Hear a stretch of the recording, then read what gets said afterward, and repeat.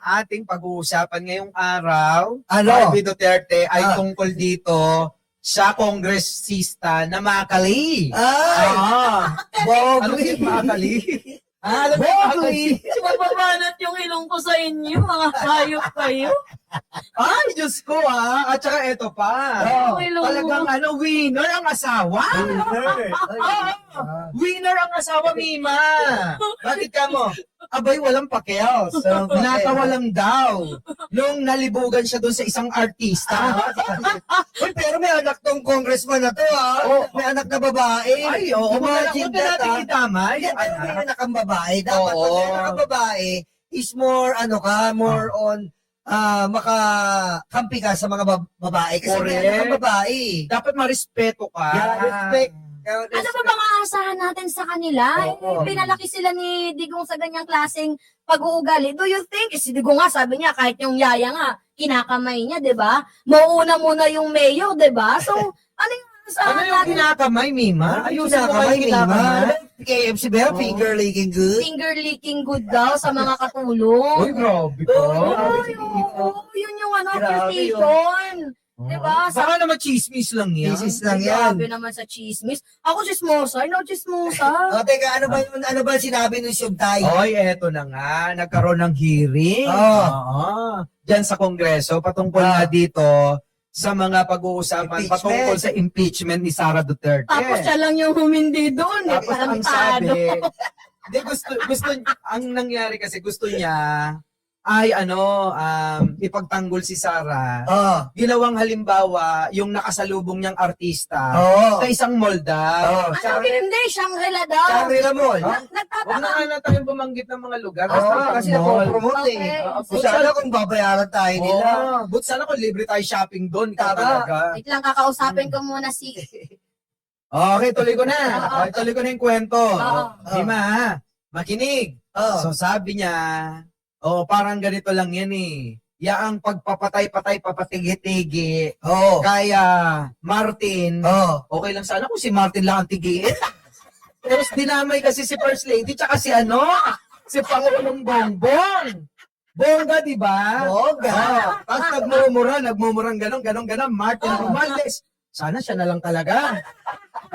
At First Lady, Lisa Marcos, Bongbong Marcos, sabi ganon. Babanat yung lungkot tayo. Mega yung mura niya. Mega. Ipatigi ko kayo. Ganon. Tapos, pinasama ni Suntay. Meron na akong kachika na assassin. Ganon. At titigiin kayo. Ganon. Alam mo, sometimes gusto Ganon. kitang murahin ha, non-stop talaga. Dahil sa'yo, damay na naman dito si Itutuloy ko na. Ngayon, eto na ngayon ang example ng Suntay. Sabi niya gano'n, no? Di ba? Parang ganito lang yan. May nakasalubong ako. Isang magandang artista. Nung isang araw. Napakaganda. Abay, nakaramdam ako ng init ng katawan. Ano yun, Robin Padilla, init? Sabi Init ng gano'n. katawan. Tapos, Iba daw talaga eh. Oo, Oo. mag-declare daw. tapos iba ang na-imagine ko. Sabi niya ganito, isakto. Ah. Nung nakasalubong ko, yung magandang babae, iba yung desire sa loob ko eh.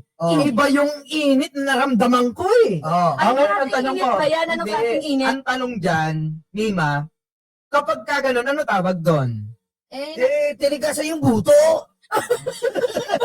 Paano? Tinigasan yung buto ni Suntay. Yun. Hindi. Sa madaling salita, parang parang nalibugan. Nalibugan. Kasi Ikaw ba, pag ang mga lalaki, pag nalilibugan, tinitigasan yung buto. Huwag na tayo magpa-badging-badging, di ba? Wait lang, lalaki ba si Boss Mike? Oy, lalaki ako. Puta, nadadamay ako rito. Di ba? Oo. Ito yun eh. Oo. Kapag ka gano'n na talagang papikit-pikit pa siya na parang pinipil niya yung, pinipil niya. yung nararamdaman niya nung panahon na yon. Yung No, urge, yung urge. Yung kinikwento niya. Urge. So, ibig sabihin, nakita niya si Ann Curtis, maganda, sa bagay. Hindi kasi ganito yan. In fairness naman, kay Ann Curtis. Maganda talaga. Hindi ganito, mga minamahal. Kasi pag nasa isip mo yan, kunyari nasa isip mo lang na parang nandun yung desire mo sa isang babae na parang kahit hinuhubaran mo na siya, basta nasa isip mo lang, hindi mo sinabi, kahit at tatatlo lang kayo nagkukwentuhan, walang ano dun walang kaso doon. Walang kaso. Pero yung, O public hearing. kasi yung ginawa mo, public yun yung statement na binitawan mo. So, may legal consequences yan. Ngayon, dito naman sa punto kay Sara Duterte, hindi naman po private post yung ginawa ni Sara. Ang ginawa ni Sara, public statement Yes. na nagkukos ng harm sa mga Pilipino and nakaka-stress din siya kasi imagine nyo Oy. second highest official of the land, Yes. sasabihin na gusto kong ipapugot ng ulo si Presidente, gusto kong ipapatay si Presidente. Okay lang yan kung kung wala kang capacity, kahit nga kahit nga yung teacher nga, di ba dati natatandaan ninyo? Yung nagano kay Digong ng 50 million, Tama. pinatuhan. Ito pa kayo si Sara Duterte na mayroong capacity. So, kahit hindi natin sabihin na hindi mo ginawa, pero nandoon yung desire mo Oh. na sinabi mo yon, mayroon tayong legal consequence. Sabi ng mga Oo. DDS, bakit pa kayo galit na galit? Oh. Samantalang si Ann Cortez, wala naman pakel. Oh. Hindi naman kasi yun eh. Kapag ka pinubliko mo, yung opinion mo, lalong-lalo na ikaw ay opisyal ng bansang ito, Yes. may paki yung mga tao. Yes. Dahil ang dinastos mo doon, hindi naman si Ann Cortez lang. Yes. Kung hindi kasama na rin yung mga bakla dyan. True. O, Hindi kasi boss, ito lang yung hindi ko maintindihan. Kasi buwan ng kababaihan ngayon eh. Tama. Di ba? Women's Month ngayon. So, sa buwan pa mismo ng mga kababaihan, I think we should celebrate the empowerment of the yung mga babae, yung kakayahan nila tungkol sa leadership na Oo. hindi lang lalaki yung may kakayahan nito, di ba? Oo. Yung ano din yung kayang gawin ng mga kababaihan. Di ba dapat yun yung pineflex natin? Pero bakit naibunto mo doon sa public hearing yung desire mo na yung babae, parang ang liit lang tingnan na kaya mo lang siyang hubaran sa paningin mo? Oh, yun. Pwede namang Oy. isipin natin, di ba ganito? Mayroon ka nakitang babae, maganda, di ba? Sobrang gandang babae. Nakita mo, ay, maganda siya. Oh. Di ba pwede mong isipin? Hindi ba pwede mong isipin na, ay, magaling siya. Oo, may kakayahan to. Empowered to. Kasi dyan pa lang sa kanyang mukha na, makikita na natin na sobrang lakas ng niya, ng aura niya. Anong klaseng babae kaya to?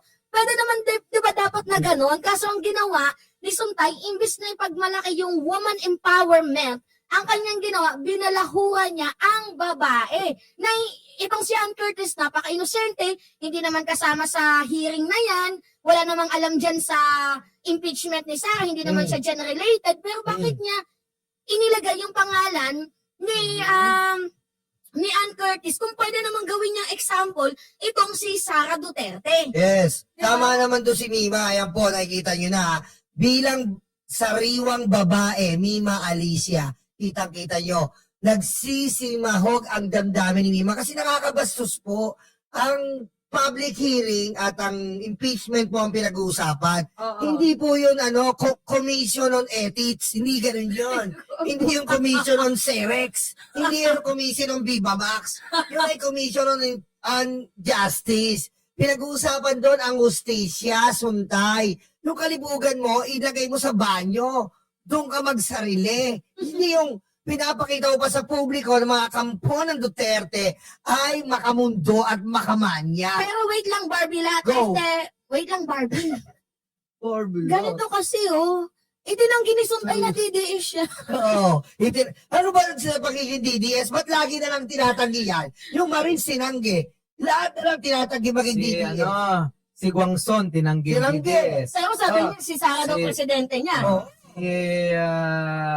Ikya, tinanggi. Ikya. Naku, Si Erice, tinanggi rin. Yes. So, bakit gano'n? Parang kinakahiya nila yung pagiging DDS nila. True. Bakit ka mo? Meron akong sagot yan. Why? Kasi yung mga taga-suporta nila, puro mga bobot tanga. Oo. Kaya mga nahihiya bastos. sila. Yeah.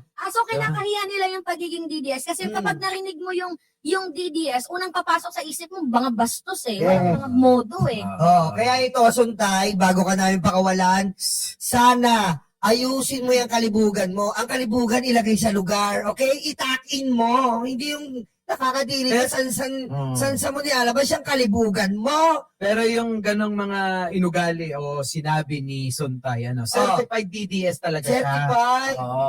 Certified DDS si Suntay. True. Eh, ganun magsalita yung mga DDS eh. Yes. Kundi mga bastos, mga Walang palamura, mga, Yes. di ba? Ad hominem sila Ad palagi. hominem. Wala mang mababaw ang utak, malabnaw kaluga nga eh. Ganito, ano ba masasabi nyo? Ah. Sabi pa ng mga DDS, huwag nyo tirahin si Suntay yung context daw. Ah. Yung context daw, Oo. ang pagtuunan. So, parang- Napakatanga, no? So parang si si Marcoleta, Oo. out of context daw. Oo. Pero sabi ni Katunying, Oo. hindi daw makita kung saan yung out of context doon. Oo. Eh, mga journalist na sila. Oo. Pero, nasaan nga ba yung out of context na Oo. tinatawag ni Marcoleta? Tama. So, palusot na lang yun. Palusot na lang ng mga yan. Pero alam mo, Suntay, slade ka dyan, Naid, sa sinabi mong hindi ka DDS. Kasi nakakahiya naman talagang maging DDS. Mm. And I'm pretty sure talaga na kaso-kaso ka. Nauunawaan mo ka, Lang. no? Nauunawaan mo na pag sinabi mong DDS ka, abay baka mamaya mas lalo ka pang mabash. Kaya Di nga ba? eh. Nabash ka na nga dito sa ano eh.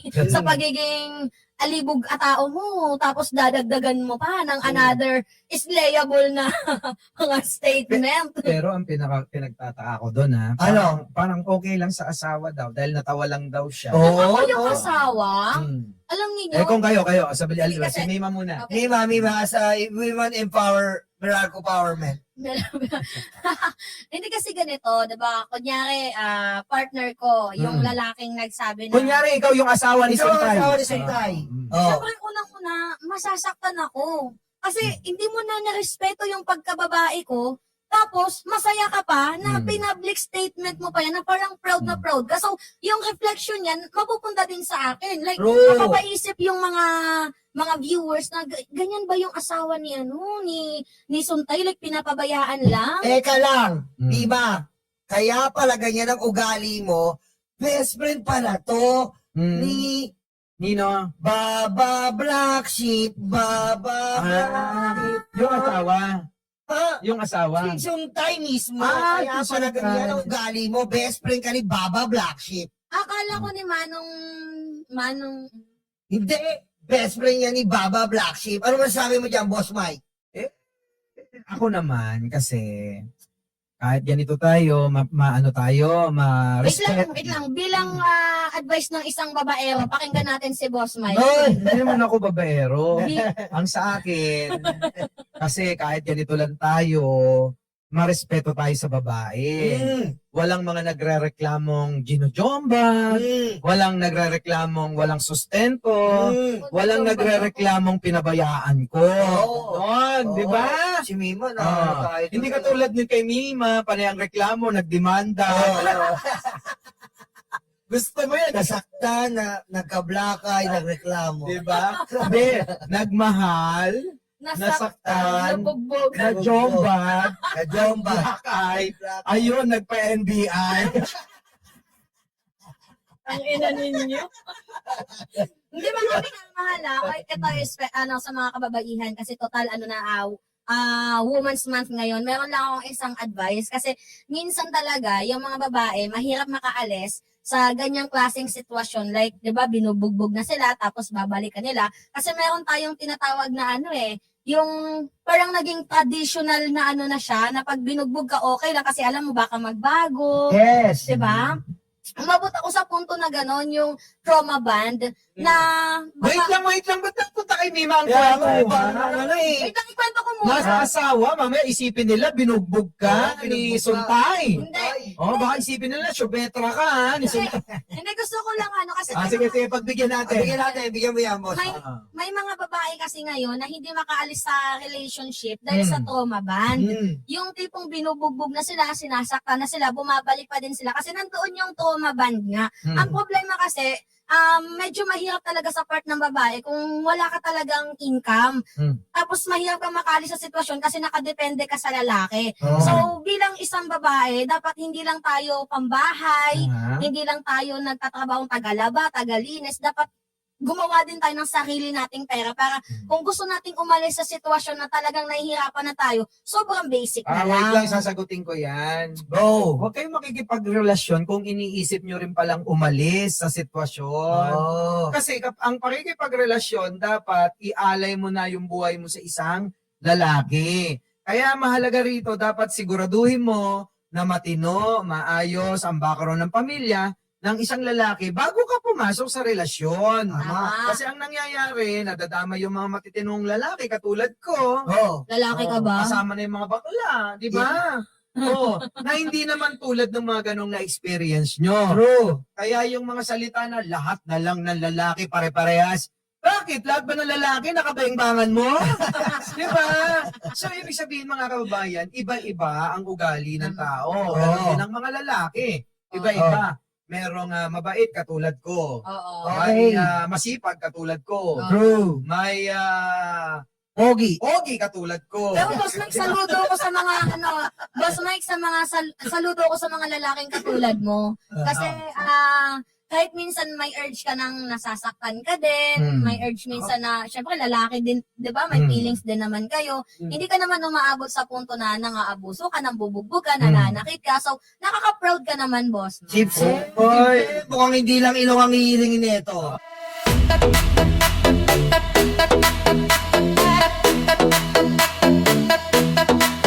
Takot na ang mga aso, dumarating ang mga kaso. Sila ay sinusundo na, dadalhin sa tatay nila. Aray waranto, takbo na bato, takbo na bato, takbo na bato. Aray waranto, bakit na bongo, bakit na bongo, bakit na bongo. Aray waranto, takbo na bato, takbo na bato, takbo na bato. Aray waranto, bakit na bongo, bakit na bongo, bakit na bongo.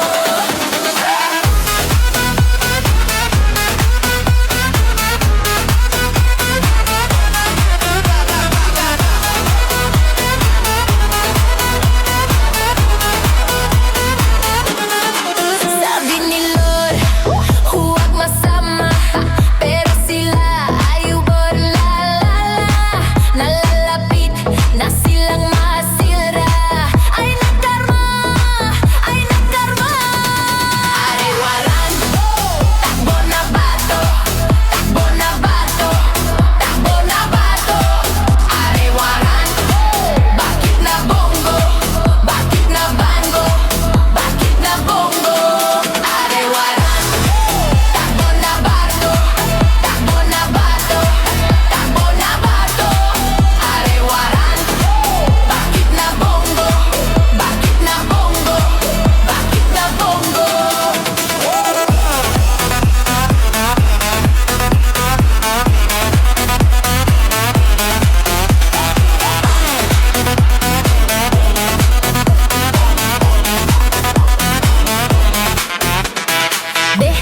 Utakluga, stanga-tanga, utakluga, stanga-tanga, utakluga, stanga-tanga, utakluga, stanga-tanga.